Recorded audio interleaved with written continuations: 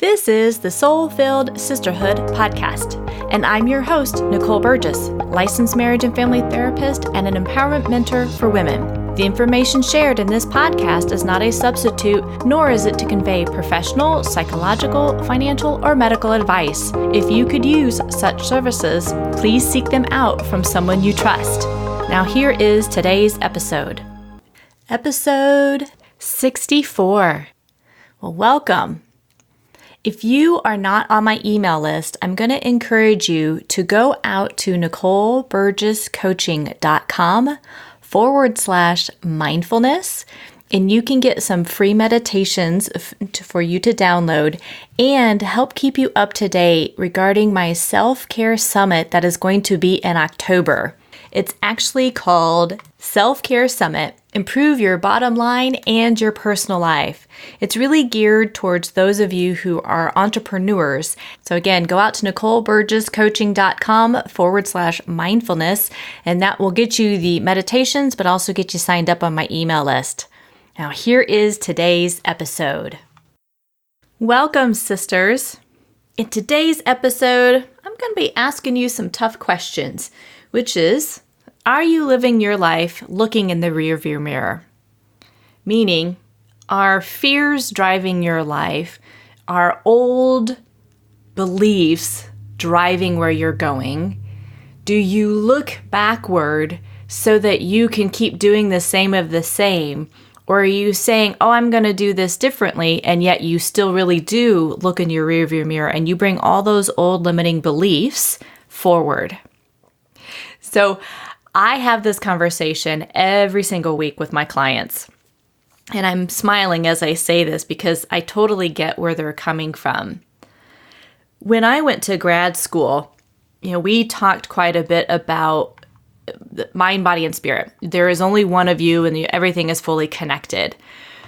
And your soul constantly is telling you, guiding you where to go. But so often, people dismiss it, right? Because the fear of the unknown, the fear of what people may think, the fear of being judged, the fear of failing, the fear of succeeding, the fear of whatever.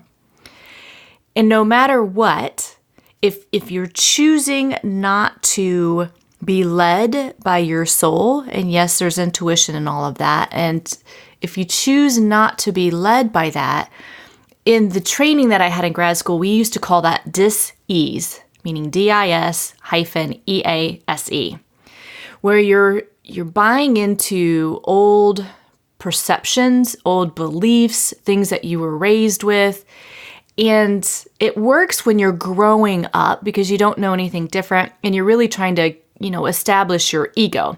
And I know I talked about that a little bit in episode 23 in the Midlife Unraveling, where I was talking about the book by Richard Rohr.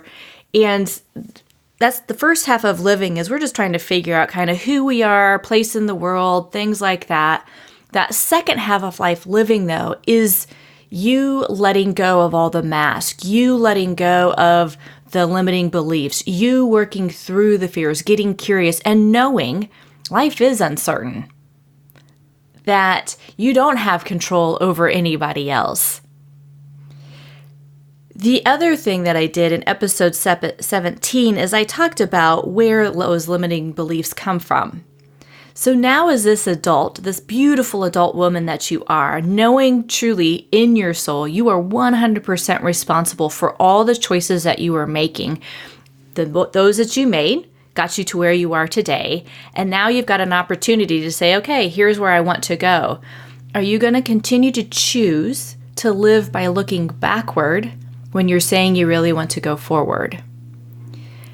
And let me see if I can explain this in a little different way. Your blind spots, as some people call them, those limiting beliefs, so things that you don't know that are even impacting the decisions that you're making right now. Jung called them the shadow work. So one of those talks that I gave early on in one of the episodes was the good girl mask, right? Not wanting to disappoint people in my life, worried how people were going to think of me, things like that. So that goes into the people-pleasing behavior. But if I chose to live by that shadow, I would not be where I am today. And I know, because I'm tuned in with my soul, that I'm being called to do more than where I am right now. And I'm taking steps to make that happen. So I want you to pause and really look at your life. Are there things that your soul are calling you to truly do that you're choosing not to because maybe you think you're going to be taken care of, or it's somebody else's job, or it's not, you can't because fill in the blank. Get really curious about that. Because what happens when we don't truly listen to our soul and its calling and live in alignment with that? That's where the dis-ease comes from. That's where the anxiety comes from. That's where that depression can come from. That's where the unhappiness can come from, because you're not living in alignment with who you truly are. So an example would be, when I've worked with healers in the past, and that's not my primary work, but I do work with healers, I've watched them do incredible work with other human beings. Again, it's that soul work, and psyche actually means soul. So as healers, we definitely do a lot of soul work. They would undercharge for their services. And again, they would be looking in the rearview mirror of, but our society says as a spiritual leader, as a healer, as a light worker, whatever term you want to use, that it's not okay for us to charge that. Well, some of our society may give that message. Sometimes it's also from your family that has given that message. But the reality is, it's like you've got all this training, you have these skills, and you're letting a belief, a construct, a perception, stop you from making a living at what you're doing so that you can actually serve more people. Another example would be, I've watched women where they've been in very toxic relationships and thinking that, and again, I'm not blaming anybody. I want to be really clear on that. I want you to get curious, because curiosity is what's going to help you open up and living your life more intentionally and not constantly looking in the rearview mirror so that you're staying stuck or unhappy or frustrated where you are. So I've watched women, they've been in toxic relationships thinking, well, maybe they'll change. This other person's going to change. If I'm nicer, maybe they'll do this differently. And I've literally watched their dis-ease get greater and greater. And it would take the shape of doubting who they are as a woman, doubting their capabilities of what they're doing, whether it's at work, in the relationship, as a parent, all these different roles that they're in. It's letting that sadness get greater and greater. And so they just start to wither away because they're thinking, oh, I can't do anything different. When we get in that very narrow, fear-based thinking, then you limit what you're seeing as opportunities, as possibilities, meaning you lose your self-power and you do have choices. You are able to get out of that relationship, start taking small steps to get in alignment with what is really calling you forward. Everything that you do is a choice. Even not choosing to change is a choice. If you want your life to be different, if you want your relationships to be different, if you want your business to be different, if you want your communication to be different, if you want your spiritual life to be different, it means you have to begin to get curious about what thoughts you're truly focused on, what beliefs you keep bringing forward, so that when you have that insight of, oh, wow, I've been living that as a woman, I actually can't make money to be the so-called breadwinner of the family. That's not true. It's a limiting belief. When you start to focus on, I can be the breadwinner and I can be the wife and mother and woman that I desire to be, now you're focusing more on the possibilities, what can come, what is a possibility. And then you're starting to shift those beliefs. Again, maybe you need to forgive yourself for some of those old beliefs. Maybe you need to forgive yourself or have more self-compassion for some of the old behaviors that you've done and how they've impacted others. Maybe you need to write a letter to somebody and apologize for how you've acted. But that's, again, letting go of the past is done. It has helped shape you. But it doesn't mean you need to bring all of that forward, because if you're saying you want to live more in alignment with who you are, you want to live in a way that is truly more soul-filled, it means you got to get really, really comfortable with the unknown. That you let others in your life live their path. You let your kids live their path. You are doing your own inner work so that you can create that business that is thriving, that you can create that your life that is thriving. It is not your job to change, to fix, to rescue anybody else. I know growing up, I had some of that message given to me, like it was my job to rescue somebody, fix somebody, because I was having that given to me. And I've learned it's like, oh my gosh, who am I? I don't know that other person better than them.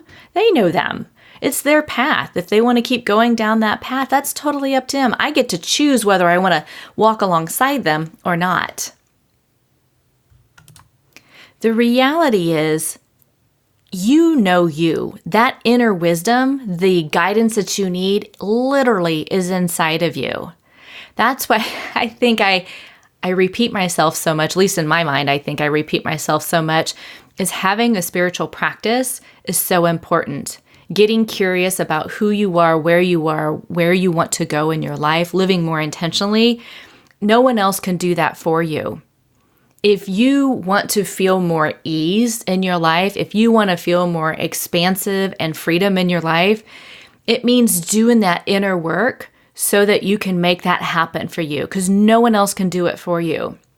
That's why, there's times where I'm like, man, I really think I'm more of a soul mentor than I am like a therapist or a leadership coach. Yes, I know people resonate with that. They understand what that means.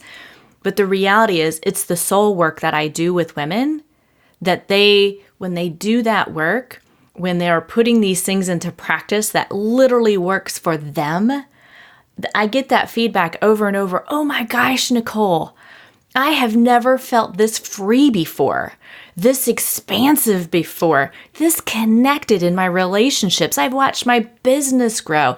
I've watched these relationships really start to thrive and take up more space that's working for me. And I'm more able to say no to things that no longer work for me.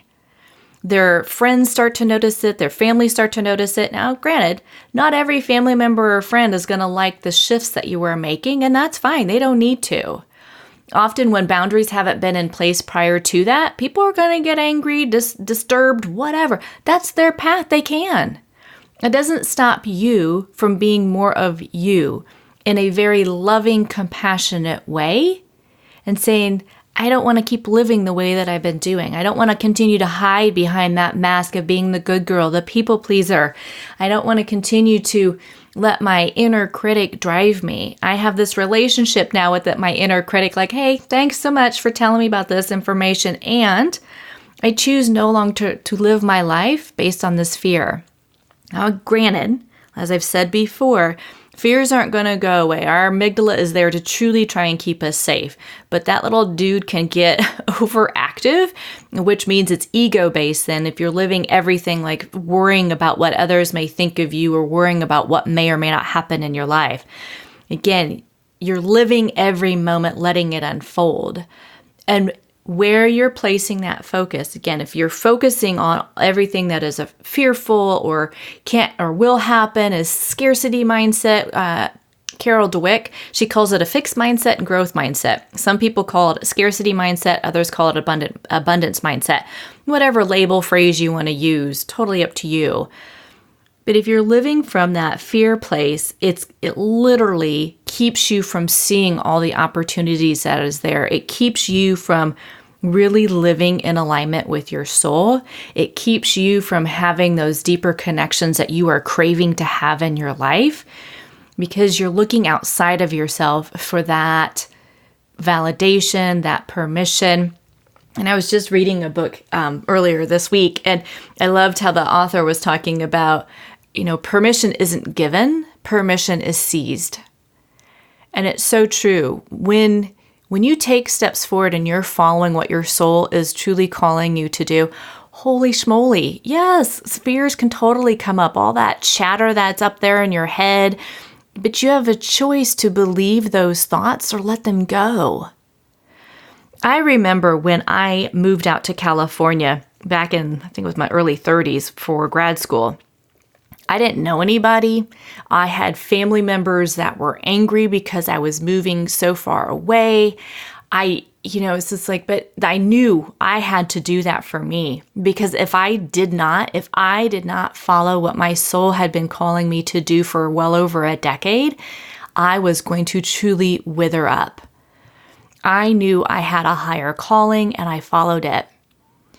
The fact is, as an adult, there are so many adults saying, I'm going to do X in my lifetime, or I'm going to do Y in my lifetime, and then they don't do it, right? It's scary sometimes, to step into that unknown, and it's trusting that what needs to unfold for you will unfold for you. That's part of that faith. Trusting your soul, trusting your intuition, trusting source, again, whatever that word or definition is for you. It's saying, if I want my life to be different, I'm no longer going to keep looking in the rearview mirror, thinking the same of the same, and saying somehow that's going to magically change it. Remember in episode 17, when I talked about those limiting beliefs, that so much of your thoughts, your beliefs are, 80% are shaped and ingrained in your subconscious by the age of 9.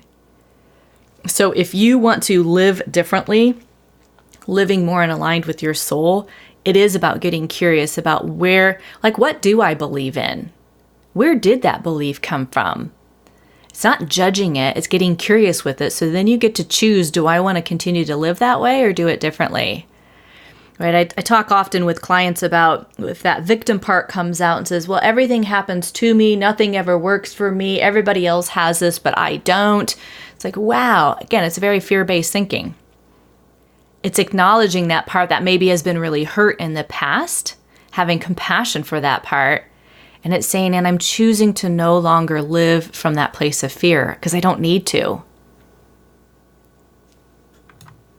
Now's the time for you to really rewrite that inner story. It's your life. You are 100% responsible for it.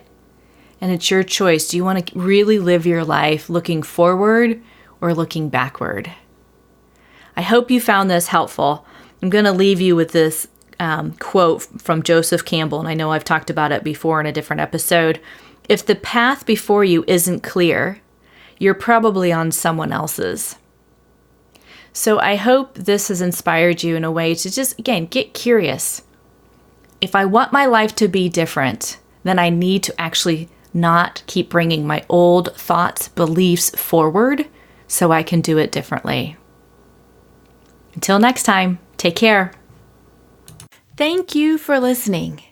And as I said earlier in the podcast, go out to NicoleBurgessCoaching.com/mindfulness and download your free meditations and get on my email list so you can stay up to date with all my latest offerings, podcasts, and other things that I do not talk about in the podcast.